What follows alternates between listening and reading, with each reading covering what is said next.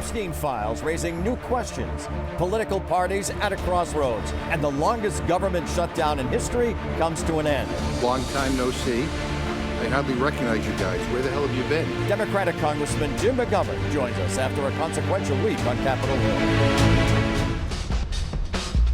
From WCVB Channel 5, the inside word from Washington to Beacon Hill. Today's newsmakers are going on the record. Good morning, everyone. It is Sunday, November 16th. I'm Ed Harding. And I'm Charmin Sacchetti. And joining us at the table is Massachusetts Congressman Jim McGovern. He represents the 2nd District of Massachusetts and has been the top Democrat on the powerful House Rules Committee since 2018. Thank you so much for being here. Happy to be with you. Let's jump right in. So emails released last week show that convicted sex offender Jeffrey Epstein said Donald Trump, quote, knew about the girls and spent hours at Epstein's house with a sex trafficking victim.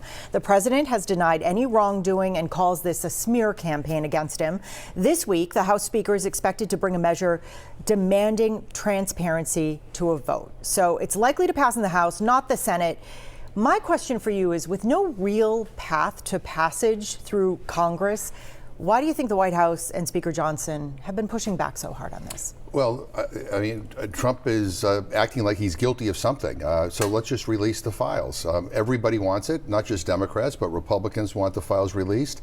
The House is finally going to vote on it in the upcoming week. That's because 218 members of the House, including some Republicans, signed a discharge petition to force the Speaker's hand. I hope something similar happens in the Senate, and they send it to the President's desk. What do these emails show you? It shows me that Donald Trump probably has good reason to be afraid. There's something in here that he doesn't want the public to know about. Again, all we're asking for is full transparency. I mean, Donald Trump has a history of bad behavior when it comes to women. I mean, he's been, judges have ruled that he is all but guilty of rape.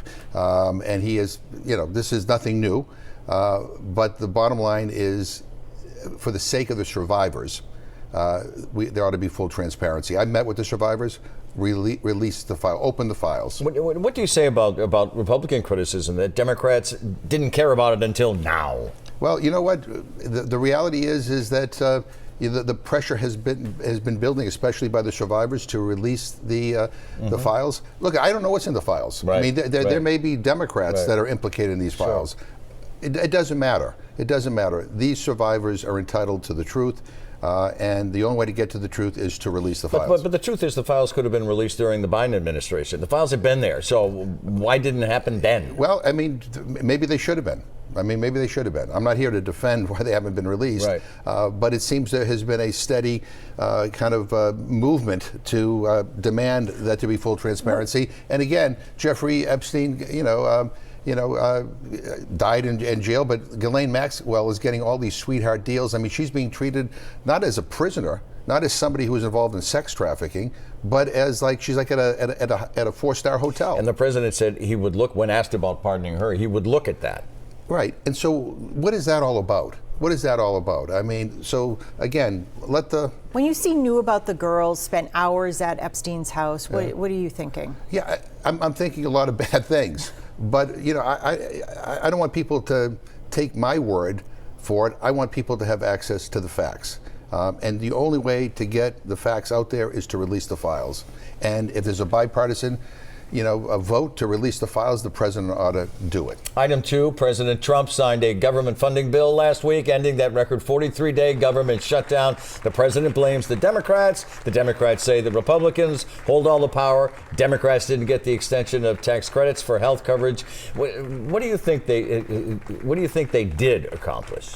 Look, what we're trying to do is to extend the Affordable Care Act tax credits to 24 million Americans who are about to see their health care premiums double, triple, in some cases quadruple. Many millions of people are going to lose their health care. I think health care is a right, not a privilege. I'm somebody who believes that we need to fix our entire health care system. I think it's broken. I'm for Medicare for all. I think that's the way we ought to do it. But we have a crisis right now, and the only way to avoid it is to extend these tax credits. The White House controls, the Republicans control all the power. They control the White House, the Senate, and the House. If they want our votes, then they have to be willing to negotiate. And what we were asking for is merely an extension of these tax credits so that 24 million Americans don't get screwed. Two Democratic senators from New Hampshire, Jeanne Shaheen and Maggie Hassan, and independent Angus King from Maine actually changed their votes, and their decision was to compromise to stop the pain of the shutdown. Was that decision wrong? I think it was. I'm pissed at these Democrats that caved. I really am. I mean, this is not just a political discussion. For many people, healthcare is a life or death issue.